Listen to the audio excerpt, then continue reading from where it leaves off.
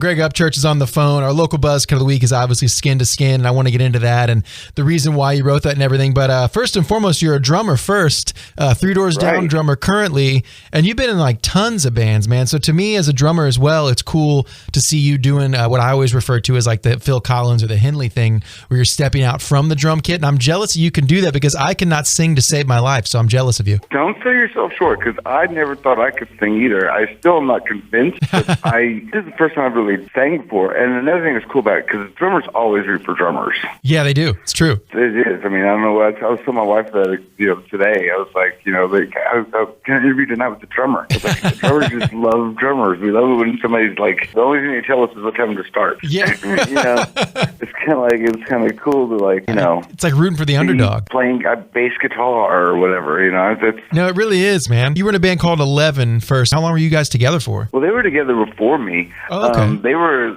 together. They started in the 80s with a band called What Is This? And then it became Walk the Moon. Oh, no way. Okay. Then it was 11. And then I met them actually when I first moved to Los Angeles. It's kind of a crazy story. I'll make it as brief as possible. Yeah. I was watching Beavis Butthead one time, and they were making fun of this band, and it was 11. And I remember I thought it was cool. I saw about 120 minutes later that night. And I picked up the cassette on my drive to L.A., that and Elvis Costello. I drove to L.A. from Oklahoma City, and I listened to that 11 cassette probably 20 times. I loved it. I was working at Guitar Center, one of my first jobs in Hollywood, after about 5 months of being there, and they came into the store. No way. Everybody but the drummer, and I was like, I immediately went over there and started helping them, and they said that their drummer left to join Pearl Jam. I was like, no way. Wow. It was Jack Irons. Oh, okay. Hell yeah. And then I was like, I know your stuff, And I was like, it took a couple of weeks to call me, but I'm like, who finds their drummer at Guitar Center? I mean, really. And especially in Hollywood. And they were trendy and looked cool. But anyway, I got the gig, and the first thing we did was open up for Soundgarden in Europe for 6 weeks. I was 25, I think. No. It was wild. And then ever since then, I've been kind of bumbling around gigs from here and there. And then I got after that, Chris Cornell, when he started doing his first solo record, Reporting Morning, and we did that tour for about a year and a half. Dude, that is amazing. And then we were going to start a band. Oh, wow. It was going to be 11 with Chris Cornell. We didn't have a name or anything, but we were going to start a band because the Reporting Morning tour went so well. And then Audio Slave happened. And then it was just like, I mean, I love this music and stuff, but it's kind of a sore subject with me. But I ended up going with Puddle of Mud, and then Alan and Natasha from 11 went, and they were with Queens of the Stone Age. Oh, okay. So, and then Puddle of Mud and then it was weird. We did that drummer switch tour where it was like Nickelback, Three Doors Down, and Puddle of Mud, and the drummer of Three Doors Down went Nickelback, and I went to Three Doors Down, and it was weird.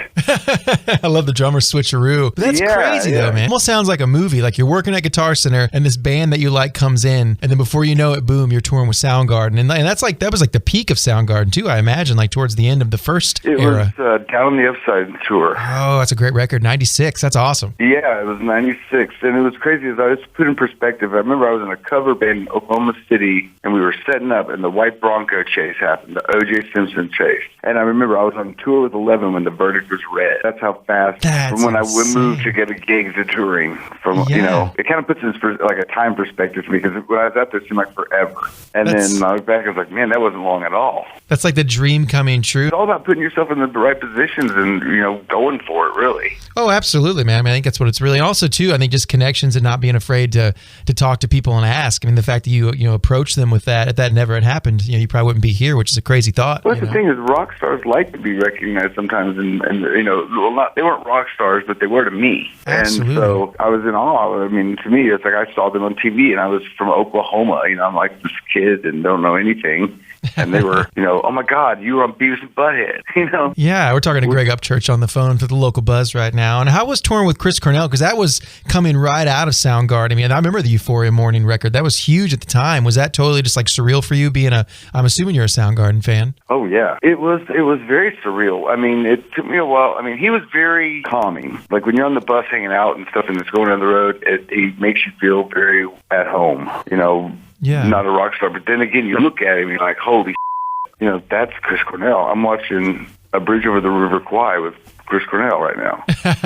Weird things, we went and saw American Pie together once on a day off. We walked over to a theater next to the hotel, and just the whole time I'm just watching people look at him. No one even noticed me.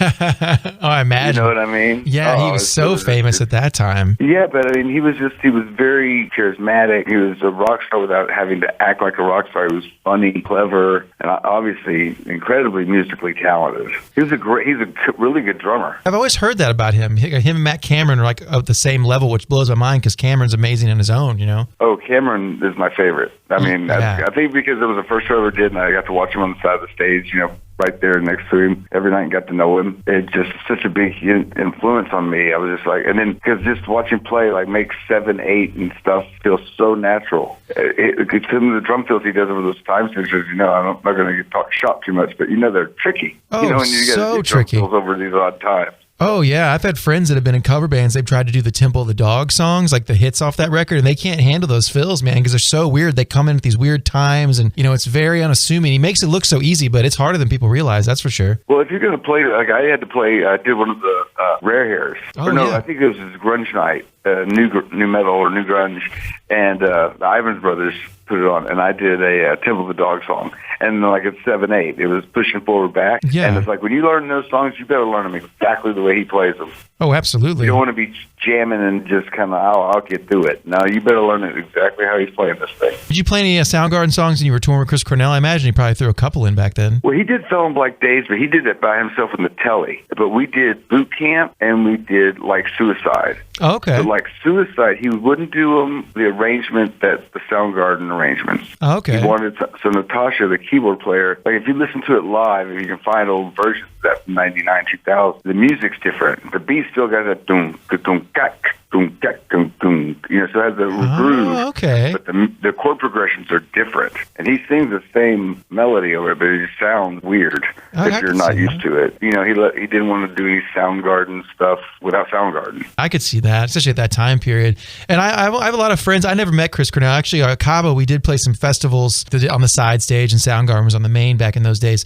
But I have a lot of friends who met Chris Cornell, and they always described him the same way you just did, as charismatic and just a really rad dude. Did you ever see any sort of dark side to him, like any sort of depressed or sad side? I've never heard anybody say they saw that side of him. No. Looking back, I'm pretty sure he was on some of the medication, you know, pills and stuff, because he was a pretty chill guy. You know what I mean? I could see that. So, you know, back then, I'd never heard, you know, those things back then weren't even known about. A lot of those, you know, that kind of stuff. You know, obviously he was going through something, because right after that he ended up getting a divorce with Susan, his manager. You know, the audio slave thing happened, and after that, I only saw him once, really, after that. Actually, I saw him in Atlanta the week before he died.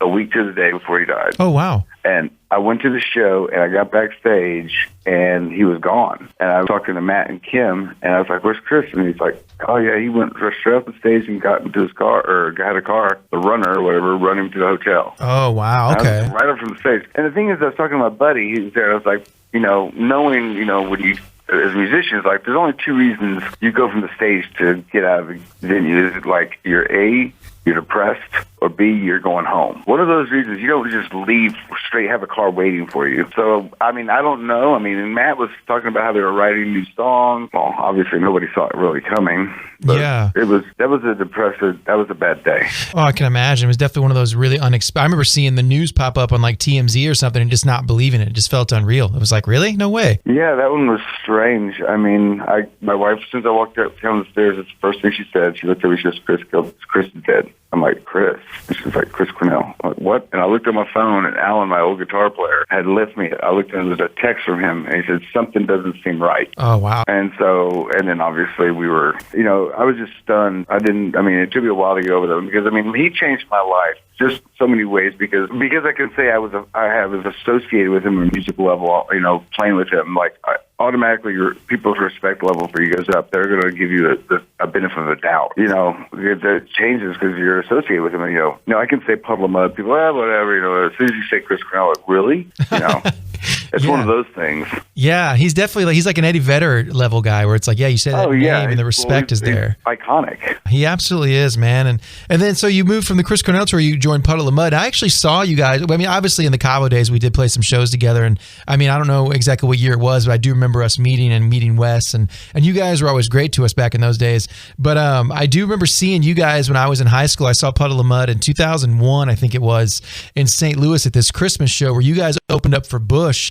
And this was right whenever Control was huge and She Hates Me is huge. And the crowd was going nuts. I'll never forget that show, man. You guys were on top of the world at that time. How was that? Because that was definitely probably your first taste, I would say, of like you're in a band and the band is big. Right.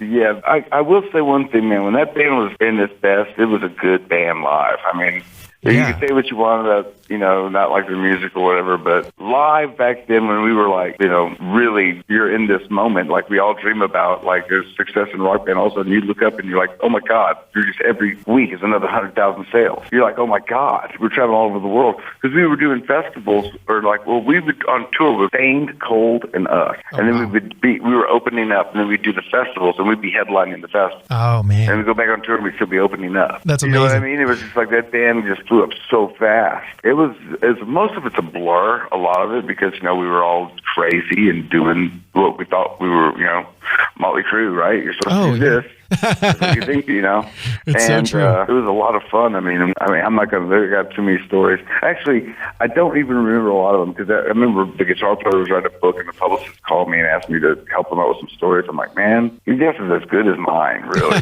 Sure. If he said that happened, sure. I guess so. It is so funny how that, there's one of my favorite artists, I'm not sure you're familiar, his name's Matthew Good. He's a Canadian guy.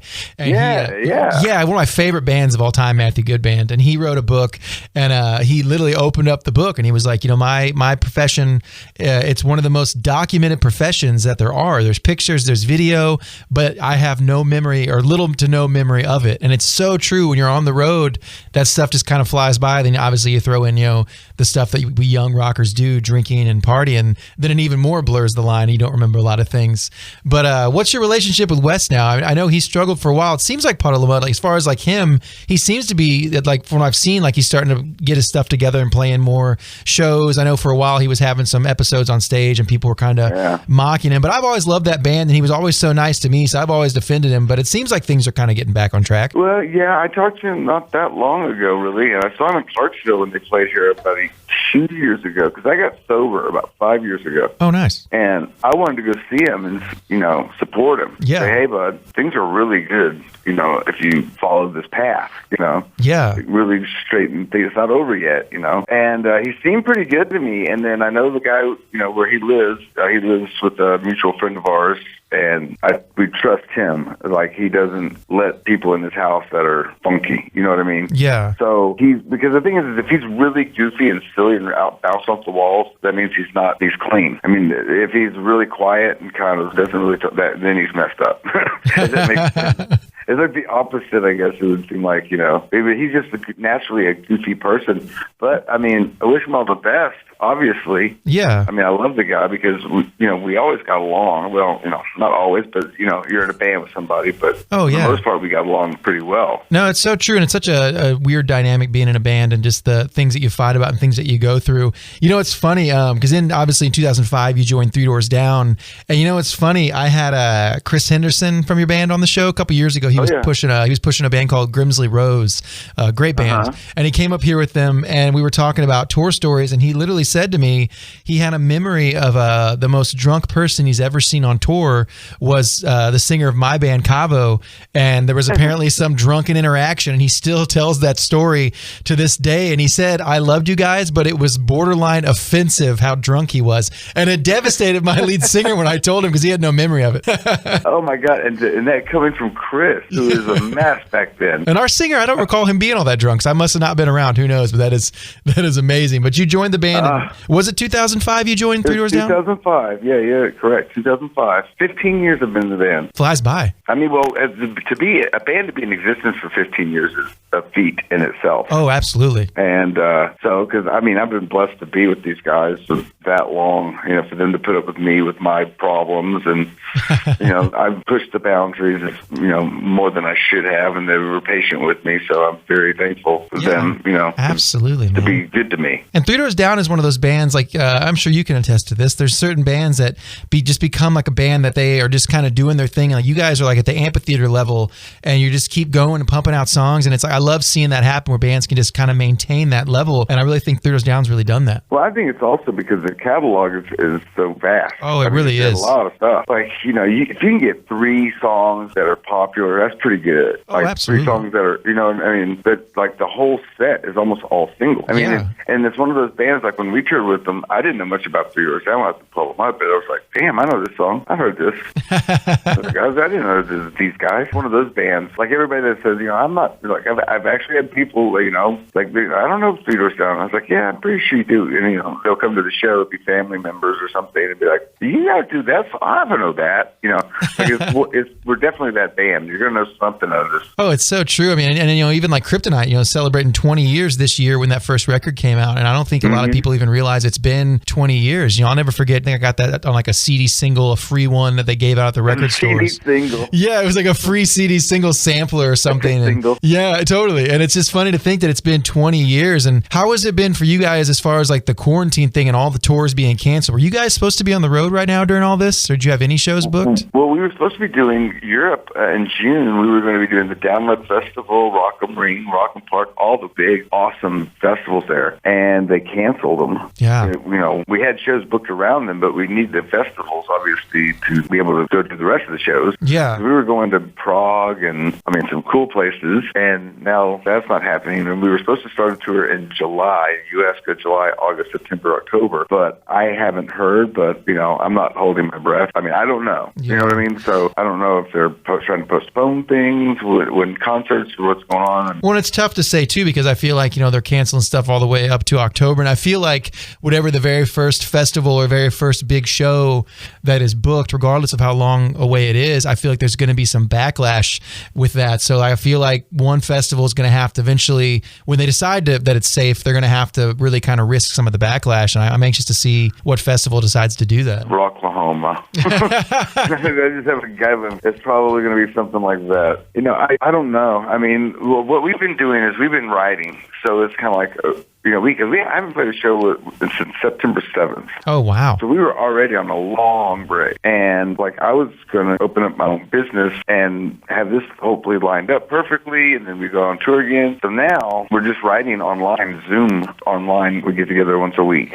So there's something, awesome. But it's, obviously it's difficult, writing songs with latency and all that stuff. And it's a work, everything's got to adapt. Everybody has to adapt to this fluid world we live in now. Yeah. I have to clean my groceries with wet wipes before I bring them in the house now. My wife's got asthma, so I'm like, I got to be extra careful to be, everything around here. Oh, totally. It's one of those things, like things that we never thought about. It's such a different world, just the idea of everything that's going on. It is. And obviously, we're talking to Greg Upchurch from 3 Doors Down on the local buzz. And I never ever get political on my show whatsoever because people don't come to me for that. But I wanted to ask you, what was it like to play the Trump inauguration? Because I feel like just playing a presidential inauguration is a rad thing regardless of who's the president, just because it's a legendary thing that only a few bands can do or say they've done. Right. Did you guys get a lot of backlash for that? Because I got some backlash myself because I was talking about it on the radio and I made a comment because a lot of people were like calling in asking us not to play you guys because of that. And I actually got some backlash because I made a comment on the radio where I said that rock and roll is doing exactly what you want to do regardless of what people think. So therefore 3 Doors Down is the most rock and roll band in the world. And I got backlash for that. So I was wondering, did you guys get a lot of backlash for playing that? Oh, yeah. Because my wife, she always watches Jimmy Fallon and Seth Meyers and all that stuff. And it was just for a while, and we were the butt of jokes every night. I was like, Alec Baldwin mentioned our band's name on an intro to Saturday Night Live one night. I'm like, oh my God. That's right. I'm like, how can that's not bad? Because even if the butt of the joke is that band are they still around kind of the butt of a joke, I was like, well, obviously we are. Yeah. You're just really not making any, it just doesn't work. My thing is I'm not political at all. Yeah. And I'm not going to sit here and back one person or the other because, you know what, I'm not really smart enough to debate you on this because everybody, when it comes to that, everybody always knows more than you. So yeah. It's like a waste of, you're not changing anybody's mind. It's so true. And so it's pointless to me. So I keep it to myself. Yeah. Now, granted, playing the inauguration, probably the most controversial president ever. Yeah. That's something, but I was playing at the Lincoln, Monument, and it was a wild experience. The whole time I'm sitting there, I'm playing at that big pool, and I'm thinking of Jenny from Forrest Gump. I'm like, this is where that happened. Yeah. This is Jenny. This is where it is. But it was pretty strange. And everybody asked me about the population. Was there really a bunch of people out there, or what was it? What did it really look like? I was like, I don't know. It's like going back to that whole thing. It's like it's a kind of a daze moment. Like the whole, a lot of the touring things. It's like when you come back, it's hard to remember everything because I don't come of a generation of cell phones, so I'm not taking pictures of everything I do. No, it's so true. It's such a new thing, the world of documenting every single thing. Like in my day, you'd meet like your favorite band and you would get an autograph, and it's like you get used to this world now where everyone's more obsessed with like the picture. That's all that really matters to them. Kind of going back to that whole thing, I remember when I was in Puddle of Mud, we were in London, and it was my 32nd birthday, and Jimmy Page showed up. Oh, no way. And I'm Briggs Academy, and he came in our dressing room because our booking agent is Jimmy's booking agent, and he introduced him to us. And it was my birthday, and I said, "Oh, it's my birthday." He goes, "Oh, really? Well, if you're not doing anything, come over to Pizza Pomodoro tonight." I'm like, no "Okay." Way. And as soon as I got off stage, I got out of the shower. I went to Pizza Pomodoro. Like I went and got a car runner or whatever. I was like, "Give me to the Pizza Pomodoro." I went in there, and I walked in there. It was a velvet rope pizza place. It was weird. No and way. Like a guy with a clipboard and everything. And I said, "Yeah, Jimmy Page is expecting me." He goes, "Oh, are you the birthday drummer?" I'm like, "Yeah." And he walks me in there, and Jimmy Page stands up and waves me over and goes, "Greg." I'm like, "Oh my God." He knew your name. He knew my name. He's waving me to the table. I sat at a table at just a small little table. I sat there for 2 hours. I don't remember any of the conversation. You're probably just That's pumped. the thing is, it's crazy. He's like, "What did you talk about?" I was like, "I don't know." I don't know. And the thing is, I never thought about taking a picture about it. But it's like about 2 years later, a buddy of mine goes, "Yeah, I got a picture of you guys that night." I'm like, "No, you did." And that was like, that would have been like the selfie moment. Like, oh, yeah. There would have been selfies back then. It's just 2002.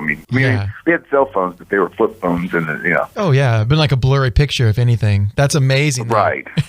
We're talking to Greg Upchurch from Three Doors Down, who's our local buzzcut of the week this week. So I watched, I don't know if people out there listening have seen it, but I think it was last year, I watched the Hired Gun documentary. And I thought that was an amazing, like if people haven't seen that, please check out the Hired Gun documentary. It's amazing. Obviously, it's got you're in it, like Liberty DeVito from Billy Joel, which his whole story is crazy and pretty sad and heartbreaking. But your story, there was one part that really stuck with me. You talk about being on tour with Velvet Revolver and then going and painting Matt Sorum's house. Is that a true story? Well, okay. It is true, but it's over the years, the truthfulness has twisted my mind because my buddy of mine who was there was like, "Hey, man, you tell that story wrong." Really? I was like, "What?" And he goes, "No, but here's what happened." Well, yeah, I was partying with him, and it wasn't Velvet Revolver. He was in a band with Duff McKagan and Steve Jones of the Sex Pistols and somebody else. I can't remember. But it was like, it's not the Expensive Winos because that's Keith Richards, but it's something like that. And this is like, and I was on tour with Chris. Oh, okay. So this is about 99, or maybe it was before that. I can't remember if it was Chris Cornell or if we were opening up for SoundGround. I'm pretty sure we were with Chris Cornell. And we were partying at some highfalutin European German hotel, roof bar. And we were hammered and having a good time. And then what it was is I used to paint hand-painted wallpaper on the side. I painted houses like, I'm a drummer, so I can paint. Yeah. So we painted houses, but we were doing wallpaper in the side of the studio. And so I was painting wallpaper on a table. I wasn't in his house. I was painting wallpaper on the table, and I was taking a break. I was sitting down on a little bucket eating a sandwich, and he walked in to look at the studio next door. Oh, we okay. shared the same entryway kind of thing. And that's where that happened. But he asked, "Oh, how you been?" And I was like, "Well, painting houses and wallpaper, dude." But yeah, it is a true story. But I for some reason in my head, I was painting houses at the same time as well, and I was like, it kind of like I was in his house, but like in my memory. And then when my buddy was like, "No, dude, that's not right," I was like, "Oh, okay." So it wasn't that storm. It was all that. I just wasn't in his house. I was painting in a wallpaper thing next to a studio.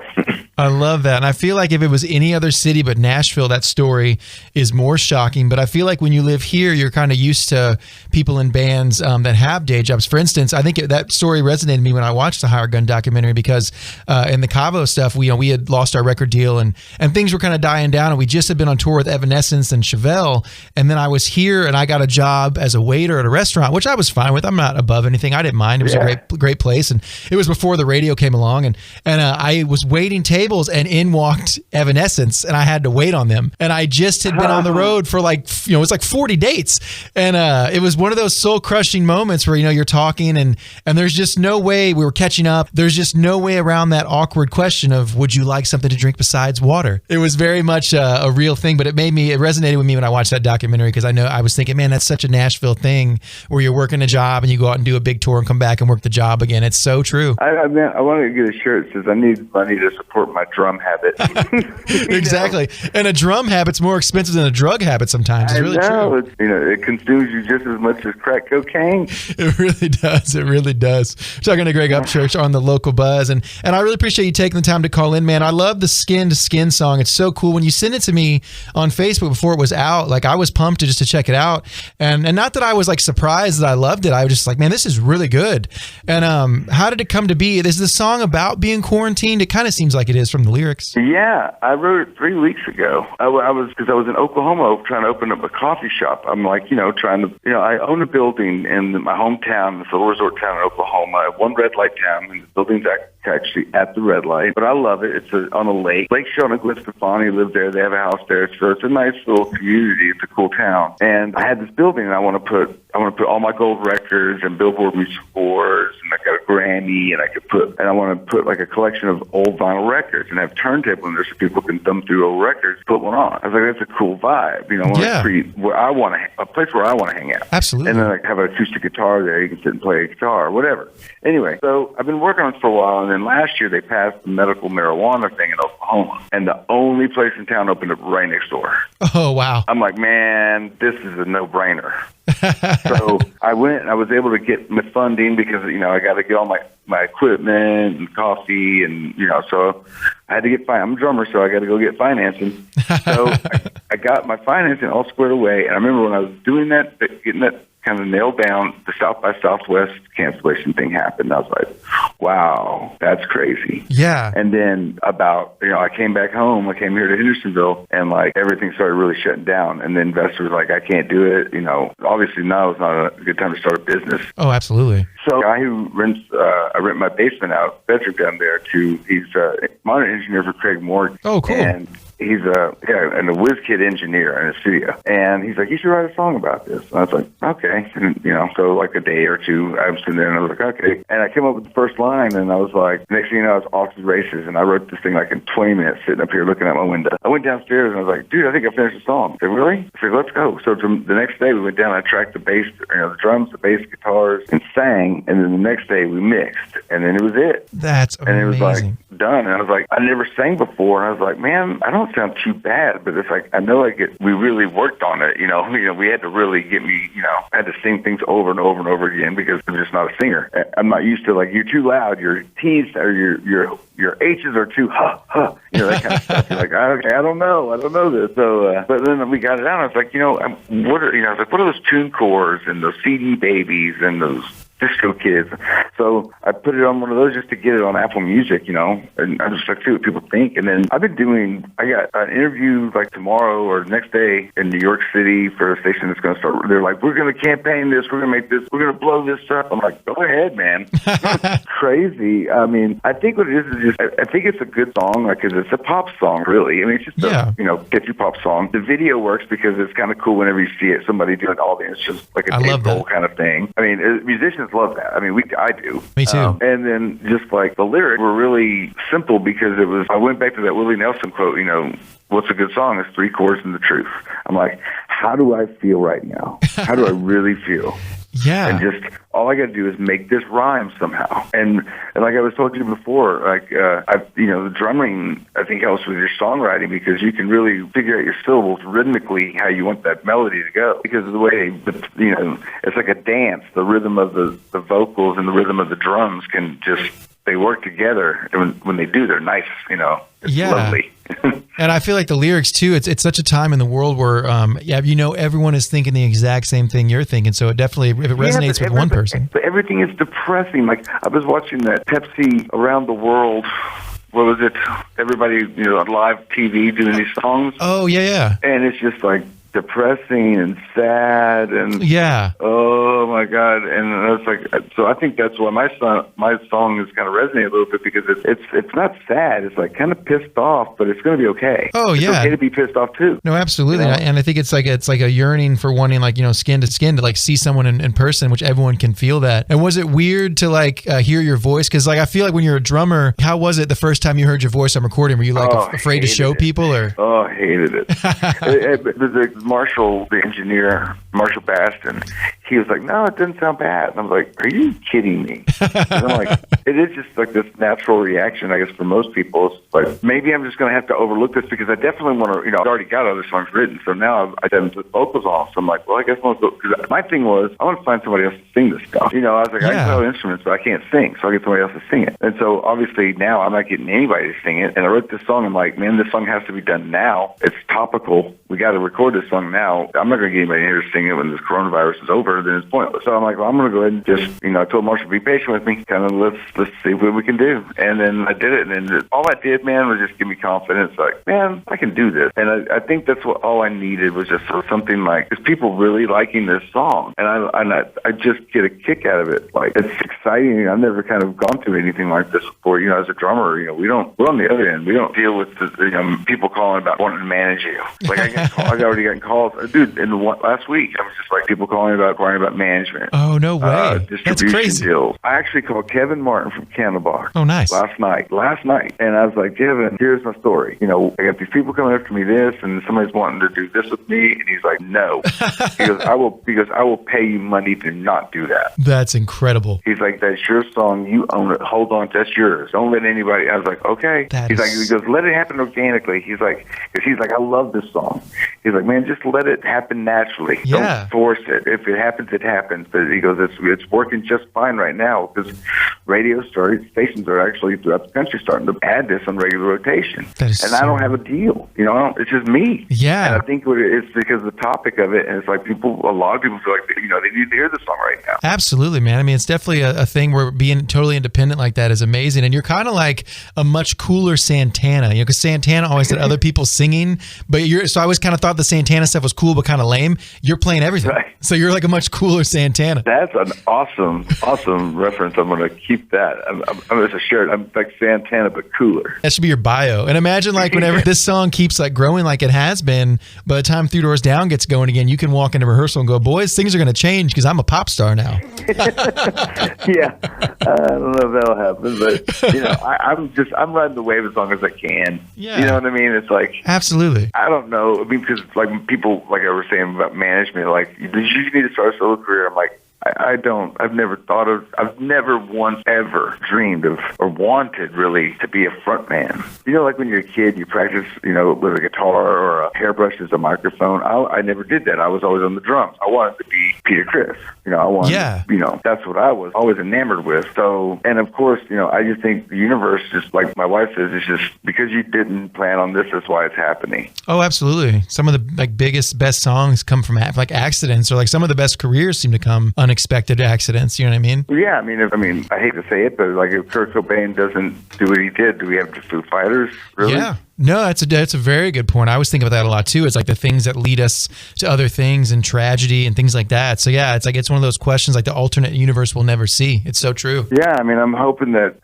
it gives, like I said, when I wrote this song, or when, you know, because I write with Three Doors Down, and like when you're writing with a band or Puddle of Mud or whoever it is, you're writing like, okay, does this song sound like a song that this band would do? You're kind of like, okay, does that sound like? And when I did this song, I wasn't writing for anybody to do it other than just what I was writing. Yeah. You know what I mean? Like, I wonder if Shinedown would do this song, or I wonder if Dead Man would want to listen to this or would be interested to. No, it wasn't like it's just like, I was going to write this song because this feels good to me. And then by that happening, and now people actually listening to it, digging it, I'm like, that's how I need to write from here on out. Yeah, just, absolutely. Do I like it? Do I think it's cool? Then maybe other people will too. Exactly what I'm talking about. Yeah, the honesty thing. I feel like if you like it, other people will, because it comes off as genuine, you know, because I mean, we've all been in different co-writing situations where it's just something we're not into. And it's like, if I can't get into this, how can I fake it for someone someone else to like it. Well, yeah, and then, I don't have a manager or a label saying, we need to sound like this other song, or you need another song like this song. Absolutely, man. It's so true, and I love seeing it grow, and I'm really pumped. All this week, Greg Upchurch is going to be Local Buzz Cut of the Week, Skin to Skin. We're going to play it every day this week at 2 p.m. Trip. I'm so excited about that. Every day I'm going to get my cart, too.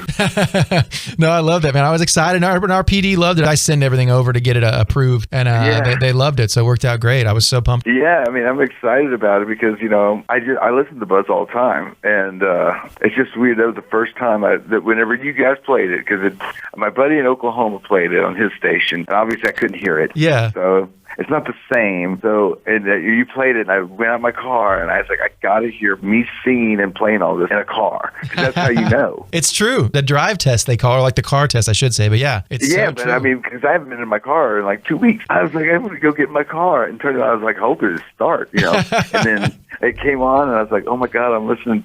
And then it came on, and it was tripping me out. It was one of those moments, because you always hear about that. What was the first time you heard your song on the radio? Oh yeah, absolutely. You never forget it. That was mine. That's the first time I've ever heard my song. I've heard my band's songs, never mine. I love that. So it was a cool moment, and I'm going to be out in the car every day. I'm going to find a reason to go somewhere at 2:00 tomorrow or next week.